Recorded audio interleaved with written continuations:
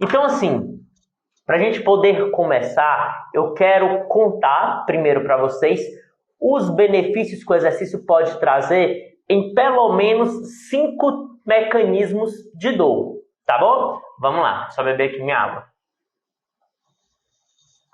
Primeiro, aquele pessoal que está com andor porque está com um sistema de movimento fraco ou inibido. É isso mesmo. Aquele pessoal que é praticante de atividade física ou que é atleta, normalmente quando tem ali grupos musculares muito fracos, muito inibidos, que não aguentam a pressão ali do contexto que eles estão, do contexto esportivo, normalmente isso repercute em sobrecarga e gera dor.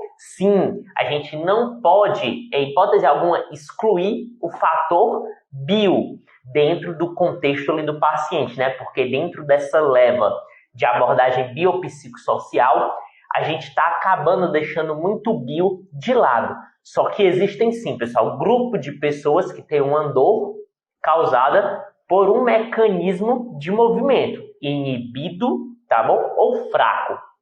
E normalmente, esse pessoal que está com esse mecanismo de dor, eles se dão muito bem, certo? Com exercícios de força.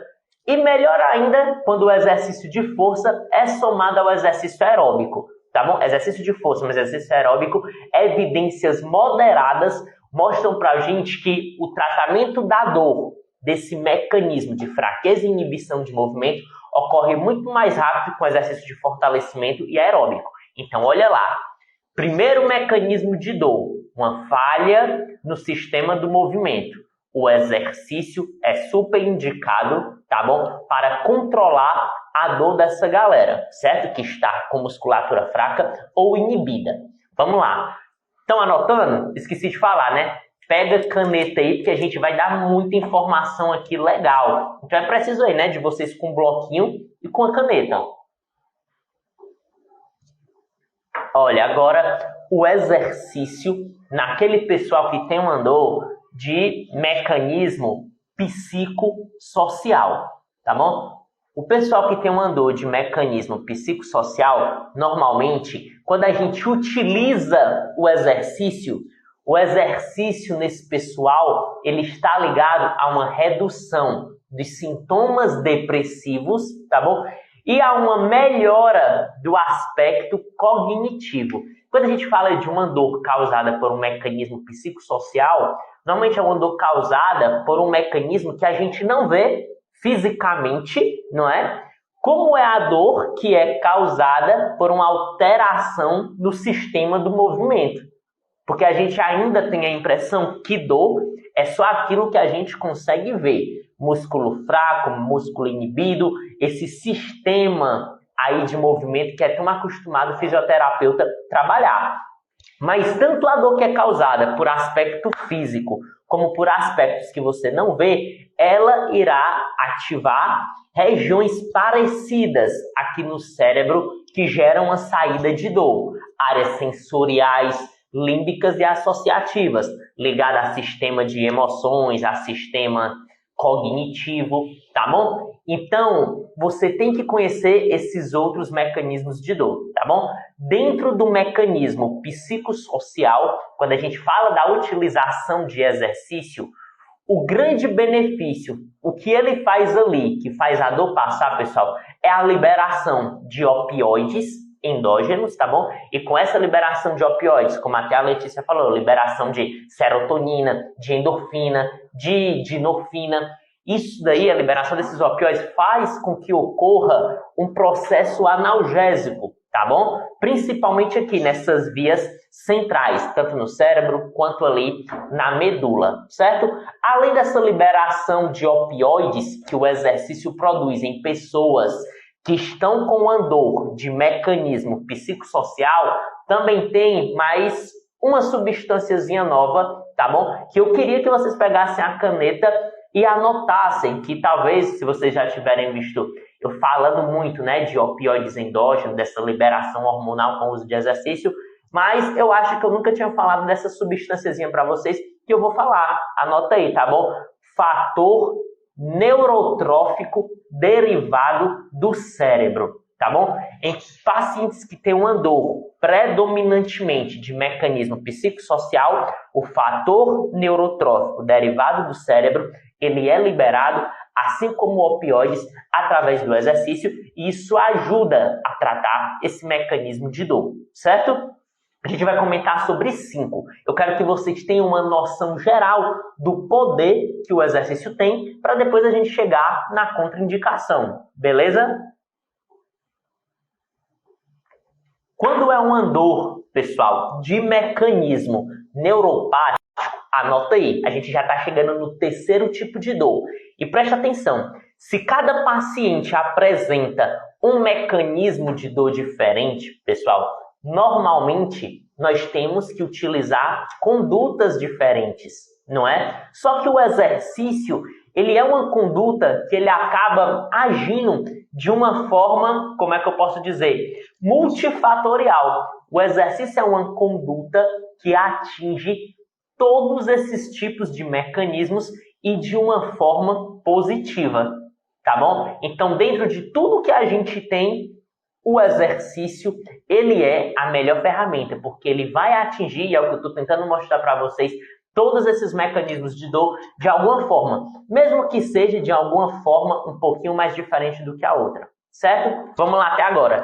Uma dor que é causada por um sistema de movimento inibido ou fraco, né? É ganhando força, exercício de fortalecimento, condicionamento, exercícios aeróbicos, a gente irá melhorar a dor causada por um sistema de movimento inibido e fraco.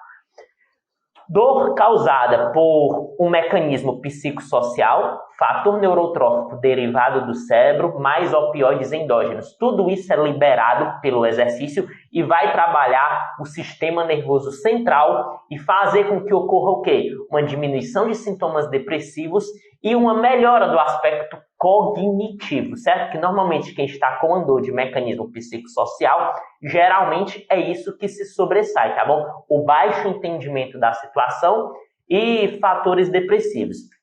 Terceiro tipo, dor de mecanismo neuropático. Quando eu falo de uma dor de mecanismo neuropático, imaginem aí uma hérnia de disco verdadeira, tá bom? Que é quando a hérnia comprime o nervo fica machucado, doentio, e faz com que ocorra todo aquele processo de dor. Ou uma neuropatia diabética, tá bom? O paciente ali que está com diabetes, aí ele sente muito formigamento, muita dormência, muita queimação. Isso aí são características de um nervo doente, tá bom? De quem está com uma neuropatia. E como é que o exercício pode ajudar dentro desse mecanismo de dor?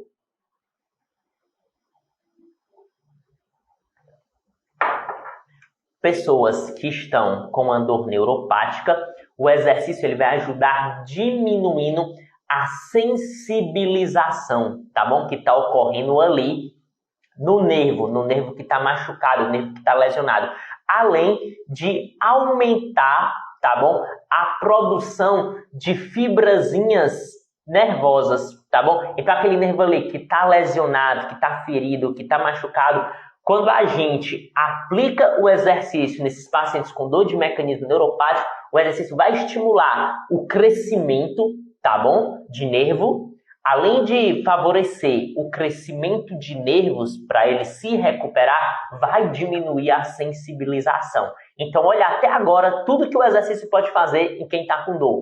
Liberar opioides endógenos, aumentar também, estimular crescimento nervoso, melhorar a força, melhorar condicionamento. Isso tudo já atinge 3 mecanismos de dor, não é? Mecanismo de dor causado por movimento, por mecanismo psicossocial, por mecanismo neuropático, e agora a gente vai para uma dor causada por mecanismo central, tá bom? Que é quando o sistema nervoso central está com algum problema. Normalmente é o quê? É quando ocorre uma diminuição, tá bom? Da força da via inibitória descendente da dor. Quando essa via que inibe a dor está fraquinha, está defeituosa, o que é que vai acontecer?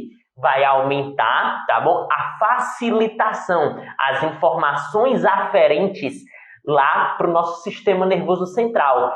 E como vai ter essa facilitação, esse aumento de informação, Não é só de informação boa, não. Informação nociceptiva, informação ruim também. E o poder que o cérebro tinha de fazer com que a via inibitória dessa identidade da dor controlasse, diminuísse essa facilitação, essa sensibilização, isso vai estar tudo mais lento, já que está com defeito, não é? Isso normalmente, pessoal, gente com dor de mecanismo central, eles relatam que eles sentem o quê?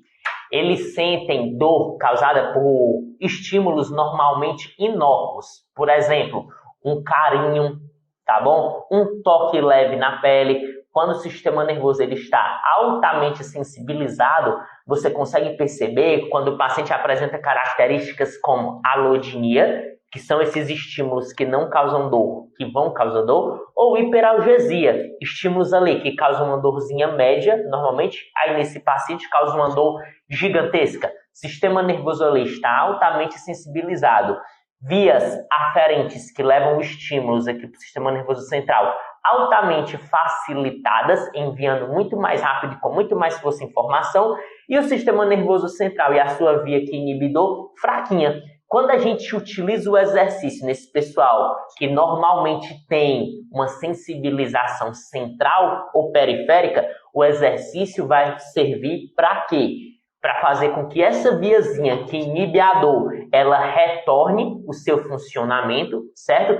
E, consequentemente, essa aferência, essa estimulação muito forte de estímulo nocivo diminua. Então, pessoas que têm dor de mecanismo central, o exercício serve para ajudar a regular a farmáciazinha dessas pessoas, tá bom? Então, olha o tanto de coisa que eu espero que vocês estejam anotando de benefícios que o exercício pode trazer. Deixa eu ver aqui alguma pergunta do Mikael. Nesse caso de dores de mecanismo neuropático, quais os melhores exercícios? Já a gente vai chegar lá, tá bom? Estou dando aqui um panorama geral, certo? Para a gente chegar nas contraindicações, o que é bom e o que é ruim de fato, certo? Agora a gente vai para o quinto mecanismo, que é o mecanismo de dor, pessoal, nociceptivo, tá bom? Que é aqueles que vocês costumam conhecer, que é por causa de uma lesão, que é por causa de uma torção, que é por causa de uma pancada. Esse é o tipo de dor mais comum dentro ali do ramo da fisioterapia, dentro do nosso ramo, que é uma dor causada por um sistema de movimento inibido ou fraco e uma dor que é causada por alguma alteração nociceptiva, por causa de alguma lesão, né? Para que é que o exercício serve nesse pessoal que teve, por exemplo, uma torção de tornozelo? Basicamente, para diminuir, para acalmar mais, tá bom? Essas terminações nervosas, tá bom? Elas estão enviando muita informação da periferia e o exercício vai servir para acalmar toda essa facilitação periférica. Então, o exercício ele serve para controlar o sistema nervoso central e periférico, melhorar a nossa farmáciazinha. O que vocês mais conhecem, ganhar força e estabilidade, não é? Aumentar crescimento nervoso, tá bom? Além disso, melhorar ligações sinápticas, por isso que melhora o aspecto cognitivo, de entendimento e de informação do paciente, naqueles que estão com a dor de mecanismo psicossocial. O exercício ele tem um bocado de benefício. E por o exercício ele ser multifatorial, com ele nós conseguirmos, não é, recuperar diversos pacientes que estão com diversos mecanismos de dor diferentes, então a gente acredita o quê? Que não vai existir uma contraindicação. Porque, por exemplo, para um paciente, deixa eu ver aqui, que ele está com uma dor que é causada, por exemplo, por câncer, tá bom? Uma dor lombar, não é? De mecanismo, uma dor bem específica, causada por algum problema grave na coluna. Será que o exercício ele vai surtir algum efeito? Com o exercício a gente vai conseguir destruir o tumor, acalmar a metástase? Vai? De uma forma geral, pessoal, não. Então essa, anota, é a primeira contraindicação do exercício. Em pacientes com dor lombar, exercícios não são indicados, certo? Em condições específicas, condições de doenças graves, Exemplo, uma fratura na coluna, ou uma fratura no tornozelo, ou uma fratura no braço, no ombro. O exercício é indicado? Não, não é indicado. A priori, o que é indicado para quem tem uma fratura? Um repouso, não é? Que é para poder consolidar de uma forma melhor, e não exatamente o exercício. Síndrome da cauda equina, quando o paciente tem ali incontinência urinária, incontinência fecal, porque tem uma compressão grande daquele finalzinho da medula, o exercício ele também não é a melhor opção. Pacientes nessa condição envia para o médico, porque provavelmente a cirurgia será a melhor opção. Então, assim, eu vou contar para vocês basicamente 3 contraindicações gerais dos exercícios. A primeira é essa, tá bom? Patologias graves. Se você pegou um paciente que ele está cheio de red flags, cheio de sinais e sintomas que podem indicar uma condição grave, estão com déficits neurológicos grandes e progressivos, não atende esse paciente, não aplica exercício nele. Passa ele para uma avaliação mais aprofundada. Beleza? Pegaram isso daí? Nossa primeira contraindicação? Agora a gente vai para a nossa segunda contraindicação. Deixa eu só ver que horas são. Beleza, passou-se meia hora de live. Até agora, tudo tranquilo? Talvez seja até óbvio, né? Essa primeira contraindicação, problemas graves na coluna. Não é? Claro, se o cara está com fratura, se o cara está com tumor, o exercício não vai resolver. As outras duas que eu vou dizer agora, talvez sejam novidades para vocês. As outras 2 contraindicações. Então vamos fazer assim. Clica aí no coraçãozinho. Deixa eu ver esse coraçãozinho subindo aí, que é para a gente continuar essa live. Eu preciso ver vocês aí. Pelo menos através desse coraçãozinho, que é para eu perceber que está tendo alguma interação. Cadê, galera? Não estou vendo esse coraçãozinho subindo aí. Para a gente continuar aqui com nossas contraindicações do exercício. Vamos lá? Isso! Agora o coraçãozinho subiu. Nossa segunda contraindicação do exercício. Pega a caneta e presta bastante atenção no que eu vou te dizer agora. Pacientes com cinesiofobia. Aí agora é a hora que dá um baque assim em você, né? Porque normalmente, quando a gente pega em ambiente clínico pacientes com medo de se movimentar, a gente já classifica ele logo como um paciente cinesiofóbico e faz o quê? Coloca exercícios de exposição gradual para ele ir se acostumando, para depois nós colocarmos exercícios de amplitude grande ou exercícios com muita carga. Mas isso é errado. A literatura já mostra para a gente o seguinte, que pacientes que têm fobia é diferente de medo. Eu tenho quase certeza que vocês não pegaram. Se pegaram, foi raridade. Um paciente fóbico ao movimento. Uma fobia, galera, é aquele medo irracional. É quando o paciente pensa que uma barata é o King Kong. Quando o paciente pensa que uma baratinha ou um ratinho é o predador, é o pior monstro do cinema. Isso é uma fobia. É quando um paciente cinesiofóbico é quando você coloca ele para se mexer, ele grita, ele se treme todo, ele sua frio, ele chora, ele fica nervoso. Dentro de todos os meus atendimentos, eu só peguei um paciente cinesiofóbico de verdade. Os outros pacientes que têm medo de realizar movimento, eles não têm fobia. É um medo proporcional à dor e à incapacidade que eles estão sentindo.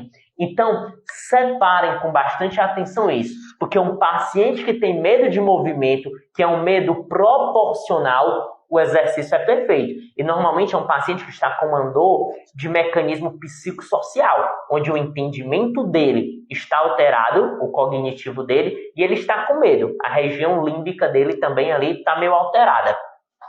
Agora o paciente fóbico, ele tem uma ativação exagerada, anota, da amígdala.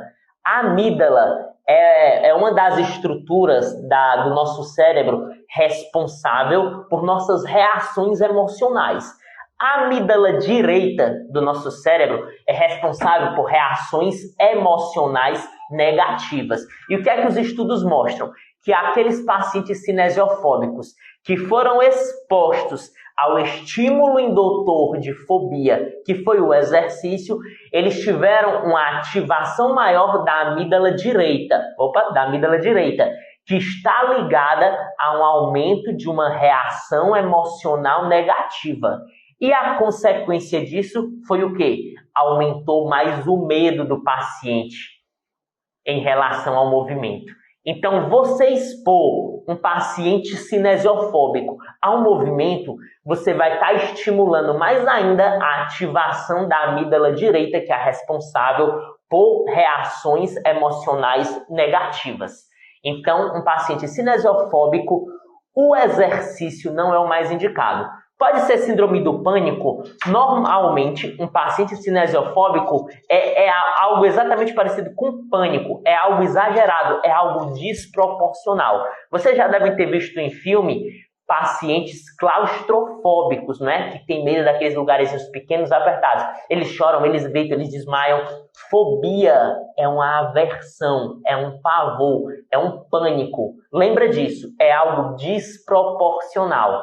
E provavelmente vocês não pegaram em ambiente clínico. Então, quando você classifica assim, um paciente, qualquer um que tem medo do movimento, como cinesiofóbico, olha a informação que você está dando. Você é um fóbico, você tem problema, você precisa de ajuda urgentemente de psiquiatra, de psicólogo. O entendimento do paciente acerca disso é que ele é doido, porque normalmente quem é fóbico é tratado de uma forma muito especial, muito diferente. E no nosso meio social, a pessoa que já pede ajuda a um psicólogo ou a um psiquiatra, infelizmente, por uma falta de divulgação, né, dos trabalhos super importantes deles, a sociedade ainda entende como algo que não é para ele. Pode ser para o outro, mas para ele não é, porque ele não é doido. Mas olha só, um paciente que está com medo do movimento, você pega. Um paciente cinesiofóbico que tem um excesso de ativação da amígdala direita, que está muito ligada a reações emocionais negativas, que está também com a região aqui do córtex pré-frontal, que é muito ligado ao aspecto cognitivo, muito ativado, não é legal expor aos estímulos fóbicos, tá bom? Porque isso só vai piorar a situação. Ele vai ficar com muito mais desagrado, vai ficar muito mais apavorado, porque fobia está ligada a isso, a um aspecto emocional altamente deturpado por causa desse excesso de ativação da amígdala direita, tá bom? E mais o aspecto cognitivo de entendimento também alterado, certo? Então expor não é a melhor opção, mesmo que seja expor gradual. Joga ele para um psicólogo, tá bom? Porque esse é um problema de saúde mental que o fisioterapeuta tecnicamente não é preparado para cuidar.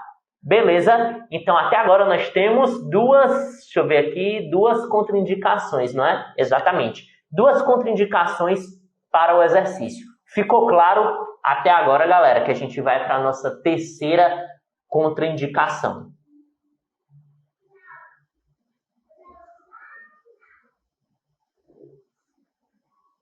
Isso, Ana Caroline. No caso, encaminhar esse paciente ao médico ou psicólogo. Exatamente.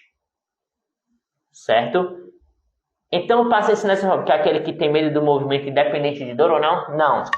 Quando você fala de medo, vamos trocar essa palavra, tá bom? Cinesiofóbico não tem medo. Cinesiofóbico tem pavor, tem aversão, tem horror.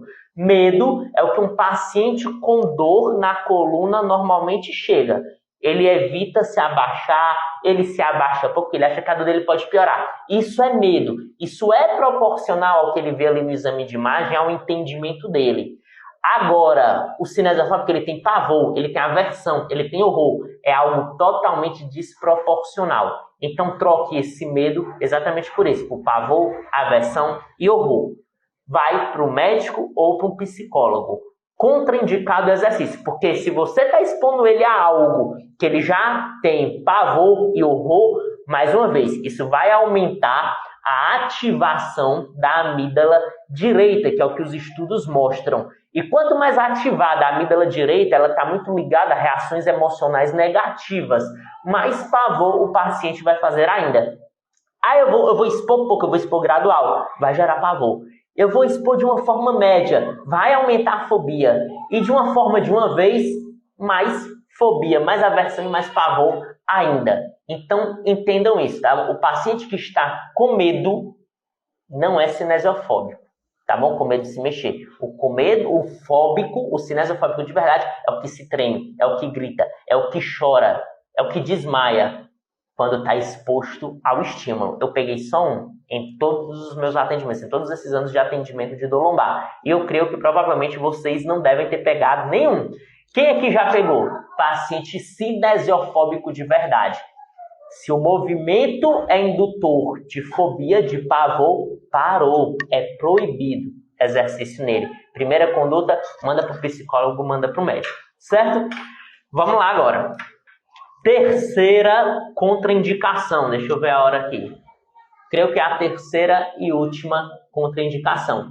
Tudo tranquilo até agora? Vocês tinham esse entendimento de cinesiofobia, medo de movimento, e que isso era uma contraindicação?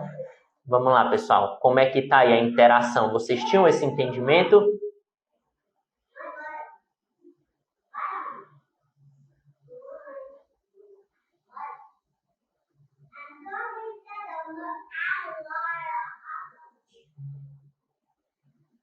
Letícia, quando você fala de crise de pânico, tá bom? Crise de pânico é algo pontual, tá bom? Por exemplo, uma pessoa que tem medo de dirigir. Não é toda a vida que ela tem crise, medo de dirigir. Um paciente que ele é fóbico é toda a vida que ele é exposto ao movimento. Fobia é isso, é aversão, é medo e é pavor. Tá bom? Você pode estar confundindo aí com uma crise de pânico, mas fobia é diferente de medo, tá bom? Crise de pânico não é exatamente assim, toda hora que é exposto ao estímulo estressor, diferente de uma fobia. Um paciente que é claustrofóbico, que ele sempre fica em um lugar pequeno trancado, ele sempre reage dessa forma. Um paciente com crise de pânico nem sempre é assim. Então, existe essa diferença, tá bom? Eu só quero que entenda, dentro de um contexto de um fisioterapeuta, se você pega pacientes que têm o medo de um movimento proporcional, eles não são fóbicos, eles não estão com pavor, não estão com aversão, não estão com pânico nem nada. Se é proporcional, então pode prescrever o exercício. Agora, se é um paciente que está com fobia, que é totalmente desproporcional com aversão, ou se está com pânico, qualquer coisa que seja desproporcional, expô-lo ao estímulo indutor, isso não é a melhor estratégia, porque vai aumentar a ativação da amígdala direita, de regiões límbicas, de regiões emocionais. E isso piora, isso aumenta a angústia. É o que a literatura científica hoje mostra. Ficou claro? Beleza, vamos lá.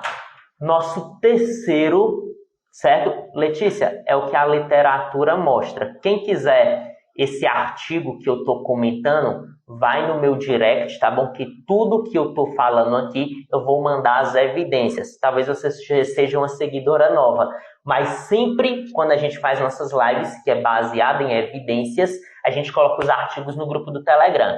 Todos esses artigos que eu estou comentando vão para o grupo do Telegram. Quem não tiver no grupo do Telegram, quiser no privado, vai aqui no meu direct, tá bom? E me pede, que eu vou enviar. Tudo que a gente está falando é o que a literatura vem mostrando, tá bom? No geral, e nossa terceira contraindicação é a seguinte, certo? Pacientes que estão com sistema nervoso altamente sensibilizado, tá bom? Pacientes que estão com o sistema nervoso altamente sensibilizado, que normalmente são aqueles pacientes com dores de mecanismos nociplásticos, com dores crônicas, certo?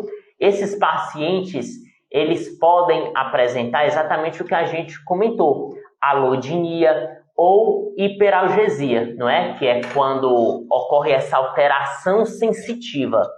essa alteração sensitiva, ela mostra exatamente para você como o sistema nervoso periférico e central está alterado, tá bom? Em ambiente clínico, olha só o que acontece, para vocês entenderem. Como é que meu paciente ele vai estar ali com o sistema nervoso realmente sensibilizado, alterado? Eu quero que você preste atenção na hora do toque, certo? Faz essa análise aí somatosensorial, sensitiva. Passa a mão nele. Beleza. Ele não está com alodinia, que é um grau muito elevado de sensibilização, né? De alteração do sistema ali somatosensorial. Ele não está assim com hiperalgesia, de eu pegar e cutucar ele aqui com a pontinha de uma caneta e ele sentir a maior dor do mundo, certo? Agora, presta atenção se ele está com uma somação temporal. O que é somação temporal? Somação temporal é uma condição que a gente caracteriza como acumulação de dores. Então, imagine isso daqui. Você pegou a ponta da canetinha e você ficou aqui, ó, cutucando as costas do teu paciente na mesma frequência e na mesma intensidade, tá bom? Aí, de repente, o paciente, ó, não tô sentindo dor, opa, começou a doer, opa, tá doendo mais, opa, é como esse estímulo aqui, a coluna dele, por exemplo, estivesse pegando e estivesse guardando. Tá guardando, tá guardando, tá guardando. E cada vez que guarda, a situação vai ficando mais pesada, vai ficando mais dolorosa e vai ficando mais difícil. Isso daí é somação temporal. Ocorre quando o sistema nervoso está muito sensibilizado. Douglas, e onde é que entra aí que o exercício é contraindicado?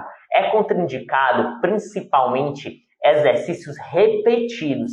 Aqueles exercícios que a gente faz, porque o exercício repetido vai gerar exatamente essa acumulação de estímulos. Olha só, uma repetição de extensão, opa, outra repetição de extensão, opa, outra. Aí lá na medula, o que é que acontece? Presta bem atenção, pega uma caneta aí para anotar. Fibras que levam estímulos nocivos até a medula, que são as terminações nervosas livres, as fibras nociceptivas, elas vão parar lá na medula, na lâmina 2, que é a substância gelatinosa. A substância gelatinosa é a partezinha lá da medula que é responsável por receber os estímulos nocivos. Quando está tudo muito sensibilizado, o que é que acontece? Ocorre um brotamento.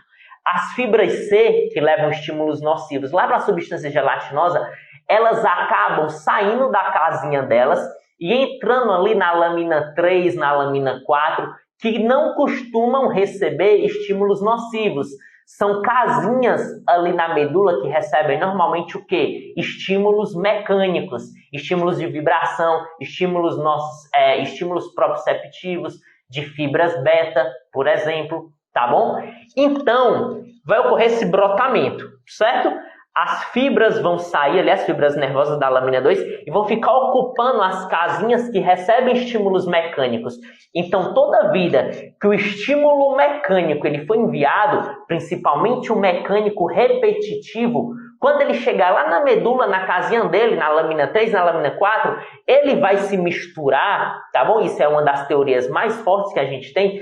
Ele vai se misturar junto com os estímulos nocivos que invadiram a casinha dele. Então, vai ser modulado ali um estímulo mecânico como se fosse ruim e a percepção aqui no cérebro vai ser de dor. Então, normalmente, um paciente que está com somação temporal, com acumulação de estímulos que você vai perceber clinicamente, pegando ali uma canetinha, algum pontiagudo e apertando ali, ó, nas costas dele, na mesma frequência, na mesma intensidade. Se ele estiver tendo acúmulo de dores, então ele está em um processo ali de somação temporal, de sensibilização do sistema nervoso. Então, toda carga ali que você jogar de forma repetida, a coluna vai acumular e a interpretação lá em cima vai ser de dor. Isso vale tanto para exercício repetido, certo? Quanto para liberação miofacial, quanto para massagem. Presta atenção. Lá na casinha onde recebe, certo? Os estímulos mecânicos. Não está tendo um brotamento, uma invasão de fibras nocivas? Então, alisamento, massagem, liberação é um estímulo mecânico. De forma repetida, vai ocorrer uma acumulação desses estímulos lá. E muito estímulo mecânico, aonde também está recebendo estímulo nocivo, vai ser representado como muita dor, muita dor, muita dor. Então, não só movimentos repetidos, mas qualquer tipo de pressão mecânica, também manual, não é legal para paciente que está com somação temporal. Então, isso é nossa terceira contraindicação de exercícios, tá bom? Pacientes que estão com o sistema nervoso altamente sensibilizado, certo? Que estão com somação temporal, com acumulação de estímulos. Porque a gente sabe que o exercício, lembram, nas dores de mecanismo central. Os exercícios, eles ajudam a fazer o quê? Com que nossa farmáciazinha libere mais opioides endógenos e isso alivia a dor. Mas, normalmente, um paciente que está com uma dor persistente, ele tem um defeito nessa via, tá bom? Que inibe a dor, e todo estímulo ruim é levado com mais facilidade e com mais força até a medula. Então, a gente tem que ter cuidado na prescrição de exercícios para esses pacientes com somação temporal. Você pode fazer exercício aeróbico, você pode fazer exercício de força de uma forma geral. O que não é legal para eles é repetir demais o estresse mecânico, tanto manual, tá bom? Como físico, através de movimento. Porque vai gerar um acúmulo desses estímulos na medula que vão se misturar com os estímulos nocivos e vai piorar a situação. Beleza? Basicamente, essas são as 3 contraindicações dos exercícios. Alguma pergunta?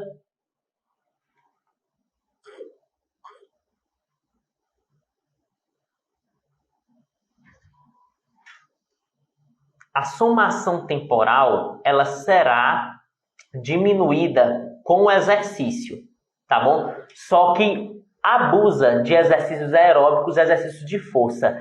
Se essa somação temporal, se essa acumulação de estímulos está muito forte, você vai testando ali no paciente, tá bom? Não é legal, a princípio, prescrever exercícios repetidos, nem ficar esfregando a mão e nem mobilizando as vértebras. Porque lembra? Porque a coluna vai estar acumulando dores. E essa acumulação de dores não é legal. Em ambiente clínico, você vai perceber isso. Tá bom? Testa lá, vai acumulando e vai vendo se teu paciente vai dizendo, eita, agora tá doendo, eita, tá doendo mais, tá doendo mais. Ou então dentro do contexto dele mesmo, olha, quando eu me abaixo para pegar uma coisa no chão, eu sou mecânico, não dói não. Aí com o passar do dia, eu vou abaixando, repetindo muito movimento e essa dor vai aumentando. Então olha só, opa, ele pode ter ali, ele pode estar em um processo de somação temporal, de acumulação de dores.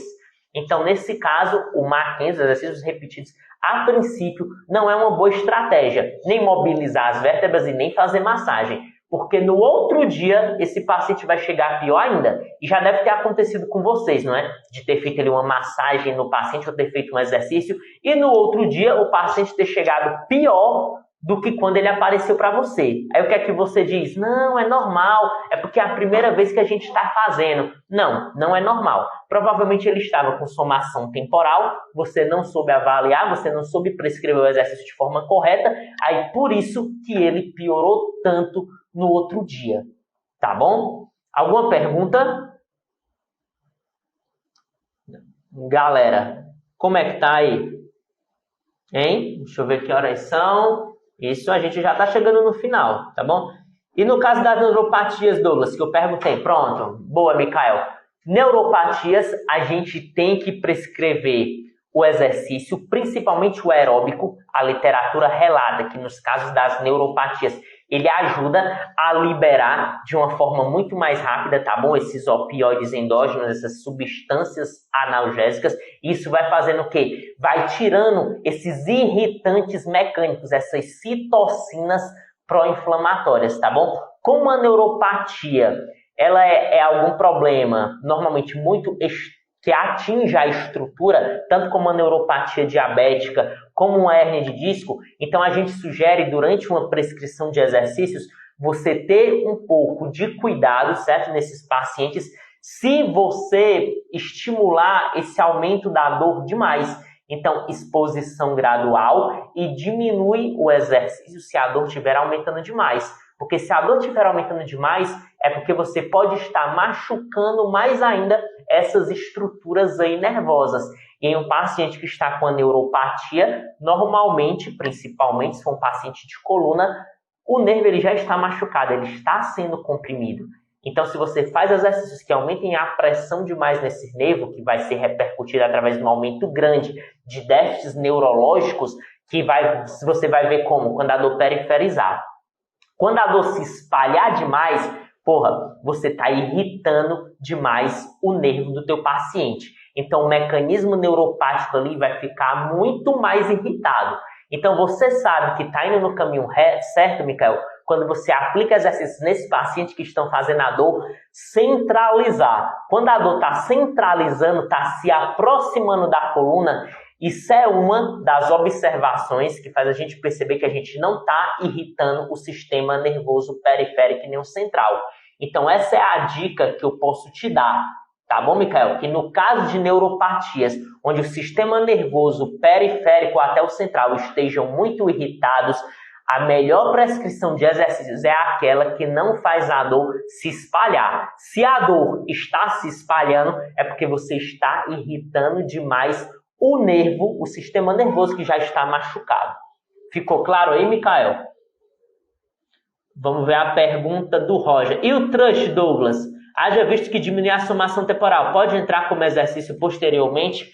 Olha, o thrust ele não é um estímulo mecânico repetitivo, diferente de uma mobilização, tá bom? Então, o thrust ele pode ser sim indicado, tá bom? E a gente vai ver. Aplicou o thrust, tá bom? Pega a tua canetinha, alguma coisinha pontiaguda e avalia como é que ficou a somação temporal depois. Você vai ter que, quem vai te dizer isso vai ser o dado de base do teu paciente, Roger. Ele tá ali com somação temporal. Eu apliquei o thrust, reavaliei minha conduta. Continua a somação temporal? Não opta por exercícios repetidos, nem por liberação, nem por mobilização articular agora. Espera essa somação temporal diminuir. Então, o que vai te dizer a hora de colocar esses exercícios, essas pressões repetidas, tanto de movimento quanto manuais, essa somação temporal está mais controlada. Tudo bem? Roger, ficou claro para você? Então, uma prescrição de exercícios, ela tem que ser assim, pessoal, bem direcionada. É claro que a literatura mostra assim, que exercícios de uma forma geral, eles são super indicados para o paciente, por ter esses efeitos nos diferentes mecanismos de dor. Mas tem casos que o exercício geral não é bem-vindo. E esses são os 3 principais casos, beleza? Condições específicas como fratura, tumor, doenças graves, não é indicado, tá bom? Cinesiofobia, paciente que tem pavor, que tem medo, que tem aversão, não é legal estimular, expô-lo ao estímulo indutor de fobia, porque isso vai aumentar a ativação da amígdala direita, que está muito ligada a reações emocionais negativas e vai piorar o pavor do teu paciente. Então, cinesiofobia, que é o contrário de medo, é algo muito pior, não é legal a gente aplicar exercícios nesse paciente. E a terceira e última contraindicação, para a gente resumir, são pacientes com somação temporal. Abre aqui um parêntese bem grande, forças mecânicas repetidas. Exercícios repetidos como um de Mackenzie, por exemplo. Agora, exercício aeróbico, exercício de força, que não vai gerar essa acumulação de estímulos lá na coluna, está liberado de uma forma geral, certo? Agora, acumulação de estímulos mecânicos em quem está com alta somação temporal não é legal. É aquele paciente que vai ficar no outro dia reclamando para você, morrendo, dizendo que foi pior a fisioterapia. Tranquilo? Espero ter esclarecido para vocês um pouquinho das contraindicações. A gente deu algumas estratégiazinhas, né, para você avaliar na prática, certo? E é isso.